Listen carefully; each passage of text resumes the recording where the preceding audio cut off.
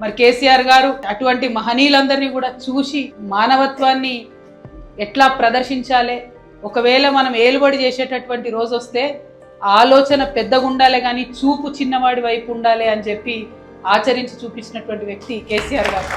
ఆలోచన గొప్పగా ఉండాలి, పెద్ద పనులు చేయాలన్న ఆలోచన ఉండాలి, కానీ చేసే ప్రతి పనిలో అట్టడుగున ఉన్నటువంటి వారిని వేలు పట్టుకొని నడిపించుకొని తీసుకుపోవాలి అనేటటువంటి ఆలోచన కేసీఆర్ గారు చేసి, ఎప్పుడు కలిసినా కేసీఆర్ గారు ఒకటే మాట చెప్తారు, మనిషి అనేటోడు 1000 ఏళ్ళు బతకడానికి పుట్టలేదు, పుట్టి ఇక్కడ ఉన్నటువంటి కొన్ని రోజులల్లా బక్కపలసనోని కోసం పనిచేయాలి, పేద సాధ కోసం పనిచేయాలి, అనగారినోని కోసం పనిచేయాలి అని చెప్పి నిరంతరం చెప్తా ఉంటారు తప్పితే ఇంకొక మాట చెప్పరు.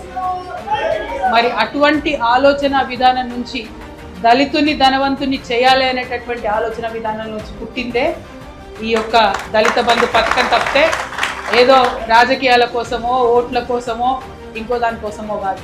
ఎందుకంటే బీఆర్ఎస్ పార్టీ ఎప్పుడైనా కూడా వచ్చే తరం గురించి ఆలోచిస్తుంది, నెక్స్ట్ జనరేషన్ గురించి ఆలోచిస్తుంది. ఇప్పుడు ఎలక్షన్ కోసం ఆలోచించదు. We think about next generation, not about this election.